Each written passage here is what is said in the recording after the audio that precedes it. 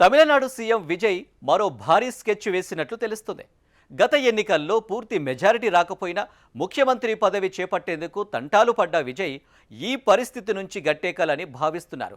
ఏఐడీఎంకేకు చెందిన కొందరు ఎమ్మెల్యేలను ఆ పార్టీకి రాజీనామా చేయించి టీవీకేలో సన్నాహాలు చేస్తుందని ప్రచారం జరుగుతుంది. వీరంతా ఉప ఎన్నికల్లో టీవీకే తరపున పోటీ గెలిచేలా ఆపరేషన్ చేపట్టారు. ఇది సక్సెస్ అయితే విజయ్కి అసెంబ్లీలో సొంత మెజారిటీ దక్కే కాంగ్రెస్ మీద ఆధారపడే అవసరం తగ్గుతుంది. మరోవైపు ఇండీ కూటమిలోకి తిరిగి వచ్చే ప్రతిపాదనను స్టాలిన్ తిరస్కరించారు.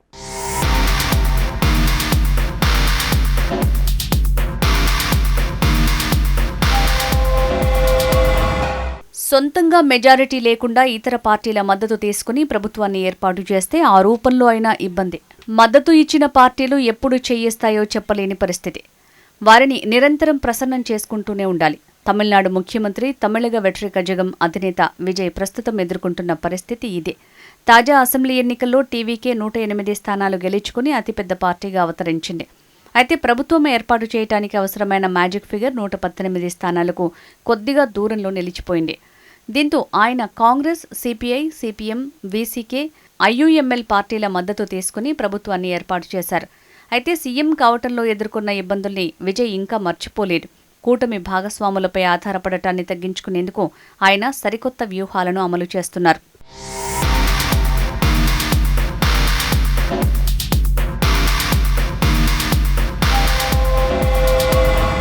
ప్రస్తుతం ముఖ్యమంత్రి విజయ్ అసెంబ్లీలో తన పార్టీ టీవీకే స్వంతంగా మెజారిటీ మార్కు దాటేలా పావులు కదుపుతున్నట్టు తెలుస్తోంది.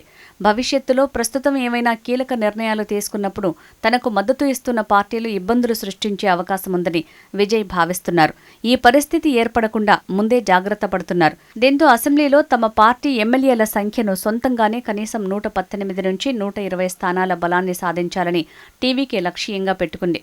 అయితే ఇతర పార్టీల నుంచి ఎమ్మెల్యేలను నేరుగా పార్టీలోకి చేర్చుకుంటే ఫిరాయింపుల నిరోధక చట్టం కింద అనర్హత వేటుపడుతుంది. ఈ నేపథ్యంలో విజయ్ భారీ స్కెచ్ వేసినట్టు తెలుస్తోంది.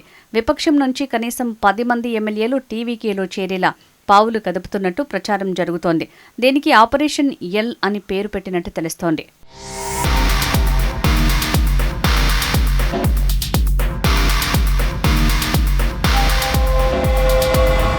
విజయ్ కన్ను ఇప్పుడు ప్రధాన ప్రతిపక్షమైన ఏఐఏడీఎంకే మీద పడింది. ఆ పార్టీ నుంచి దాదాపు 10 మంది ఎమ్మెల్యేలు రాజీనామా చేసి టీవీకేలో చేరేందుకు సిద్ధంగా ఉన్నట్టు రాజకీయ వర్గాల్లో ప్రచారం జరుగుతోంది. ఇప్పటికే 4 ఏఐఏడీఎంకే ఎమ్మెల్యేలు విజయ్ సమక్షంలో పార్టీలో చేరారు. మే 13న జరిగిన అసెంబ్లీ విశ్వాస పరీక్షలో టీవీకేకు మద్దతుగా ఏఐఏడీఎంకే రెబెల్ గ్రూప్కు చెందిన 25 మంది ఎమ్మెల్యేలు ప్రభుత్వానికి మద్దతుగా ఓటు వేశారు. ఈ నేపథ్యంలో మరో 10 మందిని పార్టీలో చేర్చుకుని ఉప ఎన్నికలకు వెళ్లేలా విజయ్ పావులు కదుపుతున్నట్టు సమాచారం. అంతా సవ్యంగా జరిగితే ఆగస్టు 15 లోపు వీరు పార్టీలో చేరుతారు. ఆ తర్వాత జరిగే ఉప ఎన్నికల్లో టీవీకే తరపున పోటీ చేస్తారని చెప్తున్నారు.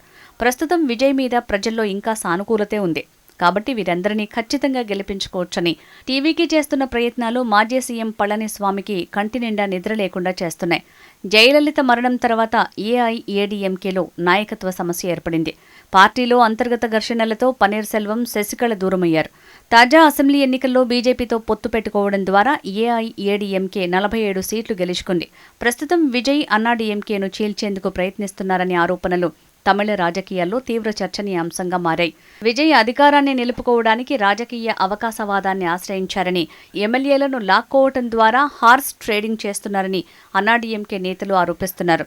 డీఎంకేతో లోపాయకారి ఒప్పందం చేసుకుని పనిచేస్తోందని, ఇద్దరూ కలిసి తమను రాజకీయంగా దెబ్బతీయాలని చూస్తున్నారని విమర్శిస్తున్నారు.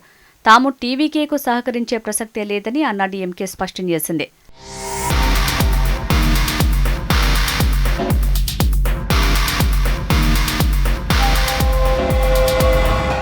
మరోవైపు తమిళనాడులో ఇండీ కూటమిలో విభేదాలు మరింత ముదిరాయి. అసెంబ్లీ ఎన్నికల తర్వాత కాంగ్రెస్ పార్టీ టీవీకేకు మద్దతు ఇవ్వటం తెలిసిందే. ఆ పార్టీ తమకు ద్రోహం చేసిందని డీఎంకే ఆగ్రహంతో ఇండీ కూటమికి దూరమైంది.